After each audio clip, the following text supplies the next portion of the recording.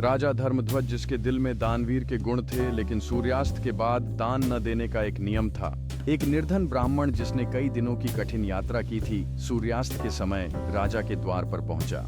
भूखा ब्राह्मण दान के लिए विनम्रता से प्रार्थना करने लगा, लेकिन राजा ने क्रोध में विवेक खो दिया। राजा ने ब्राह्मण को घोड़े की लीद दान में देकर उसे अपमानित किया। अपमानित होकर भी ब्राह्मण ने लीद को ग्रहण किया और उसे अपनी कुटिया के बाहर रख दिया। समय बीतते बीतते वह लीद बढ़कर एक विशाल पहाड़ बन गई। 20 साल बाद राजा ने उसी लीद का पहाड़ देखा और ब्राह्मण से पूरी सच्चाई जानी।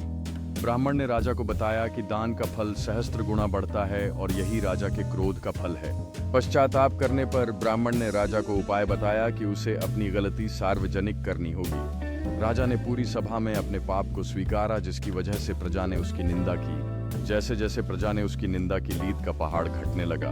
अंत में सिर्फ मूल लीद बची रह गई, जो राजा के क्रोध का प्रतीक थी। ब्राह्मण ने कहा कि मूल पाप का फल राजा को अगले जन्म में कीट बनकर भोगना होगा। राजा ने इसे स्वीकार किया, प्रायश्चित किया और मरने के बाद कीट योनि में जन्म लेकर लीद खाई।